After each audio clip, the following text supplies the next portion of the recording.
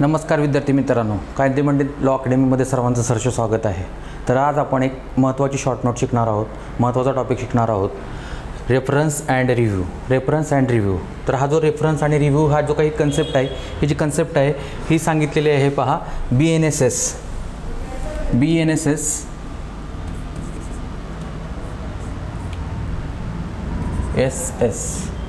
मध्ये सांगितलेले आहे। आणि हा जो चॅप्टर आहे, हा चॅप्टर आहे पहा 32 chapter of BNSS says that reference and revision according to section 436 and 445 436 ते 445 deals with the provision regarding the reference and revision, की हे जे दोन कन्सेप्ट आहेत, हे जे दोन टॉपिक आहेत त्या संदर्भात हे 436 ते 445 हे सेक्शन डील करतात, सांगतात। तर रेफरन्स आणि रिव्हिजन ह्या दोघांचं सुरुवातीला आपण इंट्रोडक्शनमध्ये मिनिंग पाहूया। तर इथं पहा सुरुवातीला म्हणलेलं आहे रेफरन्स म्हणजे काय। Reference can be made to high court. इथं हा शब्द महत्त्वाचा आहे, ही कन्सेप्ट महत्त्वाची आहे पहा की हायकोर्ट, की हा रेफरन्स कुठे केला जातो, हायकोर्टाकडे। कोणी? बाय सबऑर्डिनेट कोर्टाकडून। Provided that pending case involve substantial question as to validity of law and determination which necessary for disposal of case। की ते जे काही सबऑर्डिनेट कोर्ट आहे त्या सबऑर्डिनेट कोर्टामध्ये एक क्वेश्चन निर्माण झालेला आहे आणि तो क्वेश्चन सॉल्व झाल्याशिवाय, तो क्वेश्चन सोडवल्याशिवाय काय होत नाही आहे की ती केस डिस्पोजल ऑफ होत नाही आहे। म्हणून तो सबस्टेन्शियल क्वेश्चन ऑफ लॉ आहे, तो सोडवण्याकरता ते सबऑर्डिनेट कोर्ट काय करतं, तो जो क्वेश्चन आहे तो क्वेश्चन काय करतो, रेफर करतो। रेफर कोणाकडे करतो? हे सबऑर्डिनेट कोर्ट हायकोर्टाकडे तो क्वेश्चन रेफर केला जातो आणि मग त्याच प्रोसेसला म्हटलं जातं पहा रेफरन्स। आणि त्याचबरोबर ही दुसरी जी कन्सेप्ट आहे रिव्हिजनचा अर्थ आहे की पहा हे जे काही हायकोर्ट आहे किंवा सेशन कोर्ट आहे, हे सेशन कोर्ट काय करू शकतं, ह्या रिव्हिजनमध्ये हायकोर्ट किंवा हे सेशन कोर्ट काय करू शकतं, आर हॅव्हिंग पॉवर रिव्हिजन, की ह्या दोघांनाही रिव्हिजनच्या पॉवर आहेत। हायकोर्टाला पण रिव्हिजनच्या पॉवर आहेत, सेशनला पण रिव्हिजनच्या पॉवर आहेत आणि ते काय करू शकतं, are having revision therein and they can call examination of record. आणि हे जे काही सबऑर्डिनेट कोर्ट आहे, सबऑर्डिनेट कोर्टामध्ये जे काही ट्रायल झालेली आहे, तर ट्रायलमधले जे असलेले रेकॉर्ड आहे हे रेकॉर्ड कॉल आउट करतो कोण, हायकोर्ट किंवा सेशन कोर्ट, कशामध्ये, रिव्हिजनमध्ये।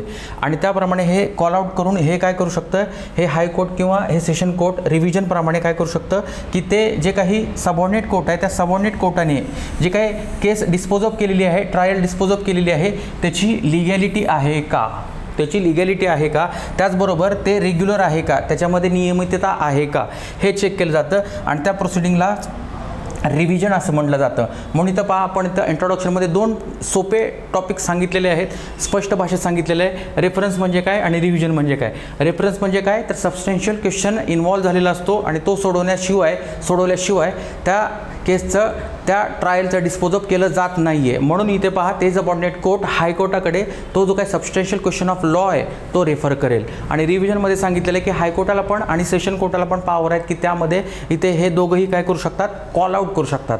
कॉल आउट कशाचं, रेकॉर्डचं। रेकॉर्ड कुठे आहे, ते सबऑर्डिनेट कोर्टामध्ये आहे आणि सबऑर्डिनेट कोर्टामध्ये जे काही रेकॉर्ड असलेलं आहे त्या ट्रायलमध्ये लिगॅलिटी आहे का आणि रेग्युलरिटी आहे का, तिथे कुठल्याही प्रकारची इरेग्युलरिटी तर झाली नाही का, हे चेक करण्याकरता। म्हणून इथं पहा, इथं हे रिव्हिजन आणि रेफरन्स हे दोन्ही इथं आपण इंट्रोडक्शनमध्ये सांगितलेलं आहे।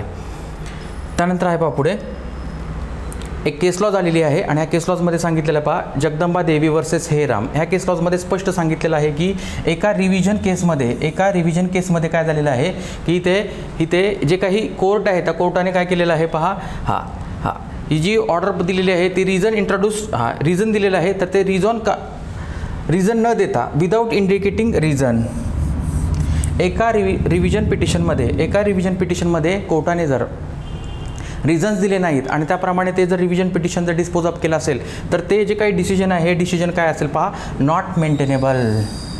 हे हायकोर्टाने मेंटेन केलं गेलेलं नाही आहे, कारण आपण एक मूलभूत असा एक प्रिन्सिपल ऑफ नॅचरल जस्टिस पाहिलेलं आहे आणि त्याच्यामध्ये आपण म्हटलेलं होतं की जे काही थर्ड प्रिन्सिपल आहे प्रिन्सिपल ऑफ नॅचरल जस्टिसचं स्पीकिंग ऑर्डर, की जे काही जजमेंट दिलं जातं, जे काही ऑर्डर दिली जाते त्या ऑर्डरला नेहमी हे रिझन्स असावे। तर त्याप्रमाणे इथं रिव्हिजन पिटिशन होतं, रिव्हिजन पिटिशनला डिसिजन दिलेलं आहे, ऑर्डर दिलेले आहे, परंतु त्याचं काय दिलेलं नाही, रिझनिंग दिलं नाही। म्हणून ते जे काही रिव्हिजनचं आहे ऑर्डर ती काय केलेली आहे हायकोर्टाने मेंटेनेबल केली नाही, अशी ही केस लॉज होती. त्यानंतर पुढे आता आपण सेक्शन वाईज पाहूया. जसं की आपण इंट्रोडक्शनमध्ये म्हटलं की हा जो काही रेफरन्स आहे हा रेफरन्स टू हायकोर्ट म्हटलं होतं, आणि हा जो सेक्शन आहे पहा 436 सेक्शन आहे 436. त्याप्रमाणे रेफरन्स म्हणजे काय तरी तर पहा सांगितलेलं आहे reference to high court. Reference to high court म्हणजे काय सांगितलेलं पहा, where any court is satisfied that a case pending before it, की एक सबऑर्डिनेट कोर्ट आहे आणि त्या सबऑर्डिनेट कोर्टामध्ये ती केस पेंडिंग आहे आणि त्या केसमध्ये काय झालेलं आहे इन्व्हॉल्व क्वेश्चन, की तिथे एक प्रश्न निर्माण झालेला आहे आणि तो प्रश्न आहे पहा व्हॅलिडिटी ऑफ ॲक्ट, की तो जो काही ती जी काही केस आहे ते ट्रायल आहे आणि ट्रायलमध्ये काय झालेलं आहे की तो जो काही ॲक्ट ॲप्लिकेबल केला होता, तो जो काही कायदा ॲप्लिकेबल केला होता त्या ॲक्टप्रमाणे तिथं त्या ॲक्टची व्हॅलिडिटी तिथे चॅलेंज केलेली आहे. त्याचबरोबर तिथे जर एखादा ऑर्डिनन्स असेल किंवा रेग्युलेशन असेल, ordinance regulation or any provision contain act, किंवा त्या ॲक्टमधलं एखादी प्रोव्हिजन असेल किंवा ordinance regulation the determination of which is necessary for disposal of case, की तो जो काही ॲक्ट आहे ऑर्डिनन्स आहे रेग्युलेशन आहे आणि त्याची जी काही त्या संदर्भात निर्माण झालेला प्रश्न आहे तो प्रश्न सोडवणं महत्त्वाचं आहे, कारण तो प्रश्न सोडवण्याकरता ती केस डिस्पोजल ऑफ होत नाही. म्हणून तिथे पहा ह्या ॲक्ट संदर्भात ऑर्डिनन्स संदर्भात रेग्युलेशन संदर्भात काय करायचं आहे, तिथे ओपिनियन घ्यायचं आहे, मत घ्यायचं आहे, आन्सर घ्यायचं आहे आणि ते आन्सर घ्यायचं आहे हायकोर्टाचं. म्हणून ती जी काही केस आहे ती केस काय केलेली आहे पहा, ते जे काही क्वेश्चन आहे तो क्वेश्चन कोणाकडे पाठवलेला आहे पहा हायकोर्टाकडे पाठवलेला आहे आणि त्यानुसार हायकोर्ट काय करेल पहा but high court not been declared by the high court to which court is subordinate or supreme court. की तर पहा की ते हायकोर्ट आहे ते हायकोर्ट काय करेल त्याप्रमाणे ते जे ओपिनियन आहे ते ओपिनियन सांगेल, ऑर्डर देईल आणि त्याप्रमाणे ते काय होईल पहा high court to which that court is subordinate.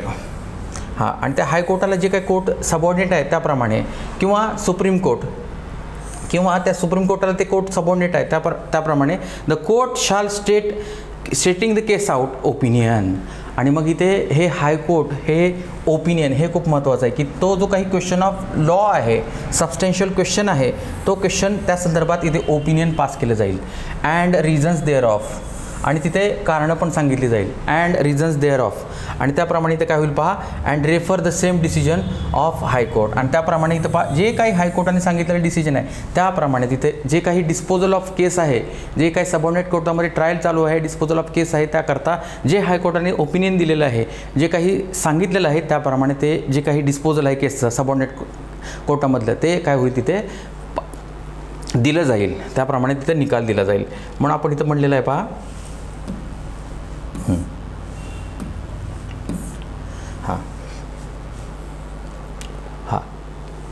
Regulation. आता इथं पहा जसं की आता इथं हे आपण म्हटलं होतं रेग्युलेशन ऑर्डिनन्स ॲक्ट, तर त्याचं इथं फक्त एक्सप्लेनेशन सांगितलेलं आहे आणि त्यानंतर इथं पण म्हणलेलं आहे पुढे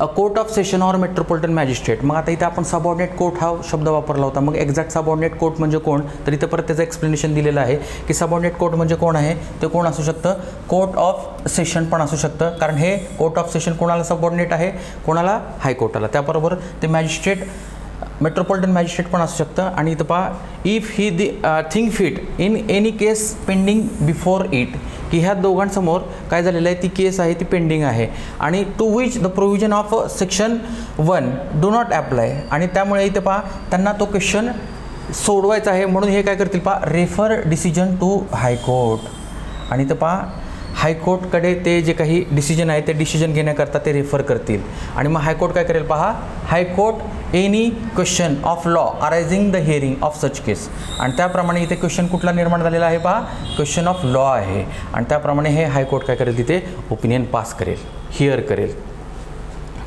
पुढे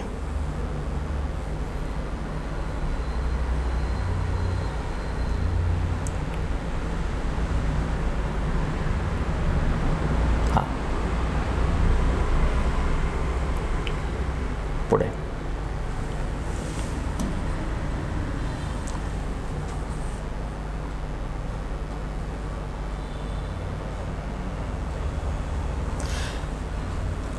नेक्स्ट आहे पहा disposal of case according to decision of high court.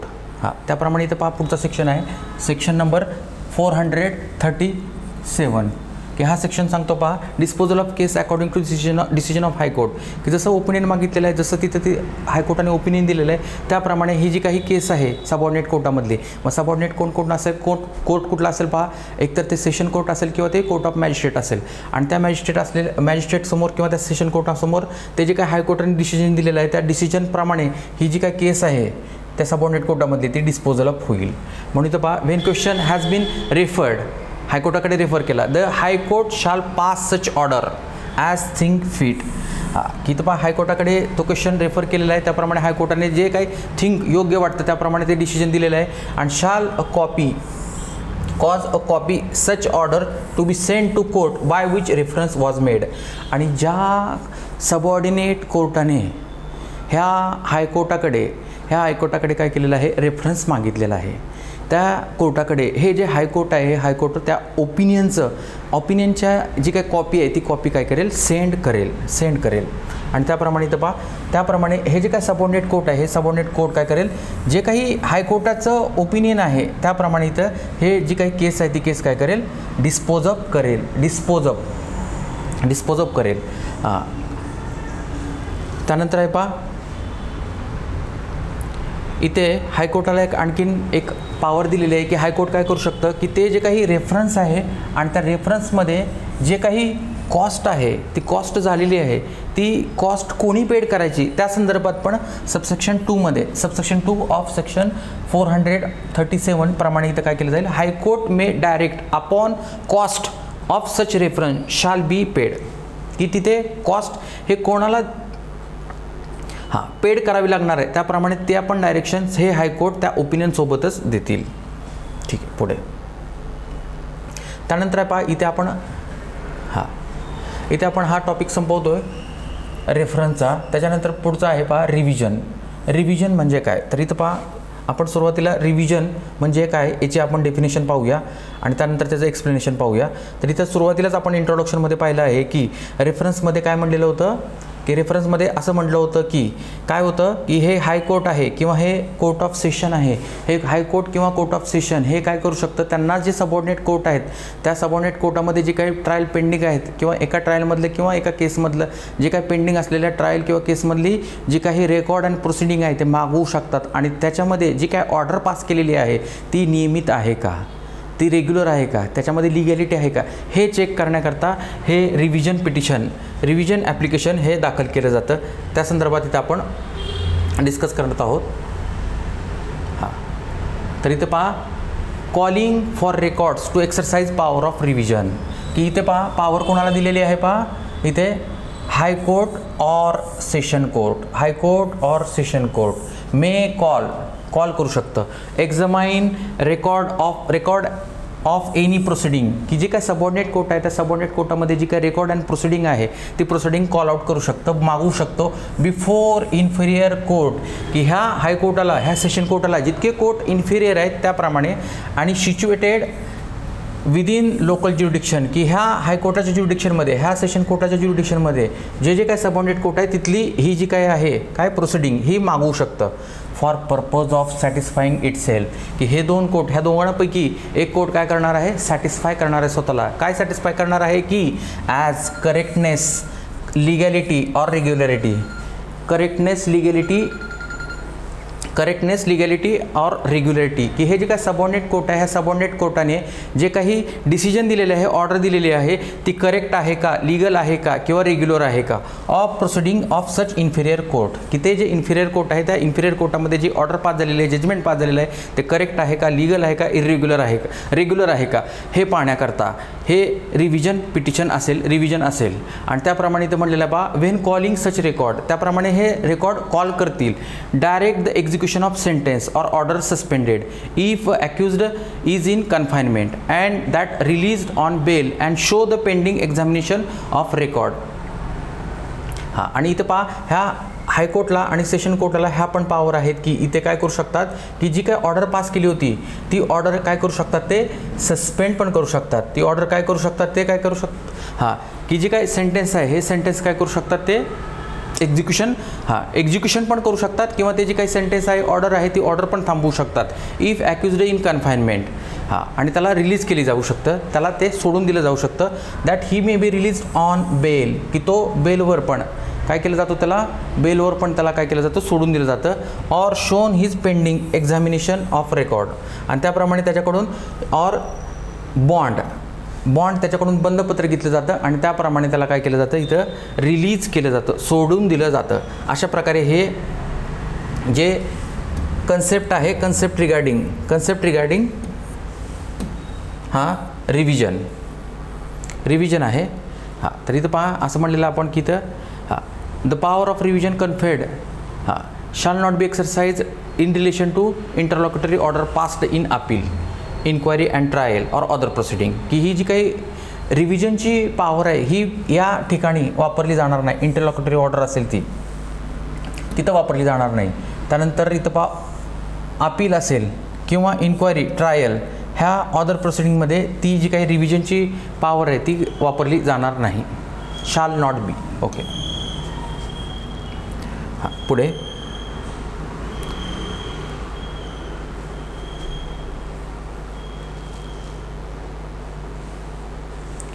ठीक आहे.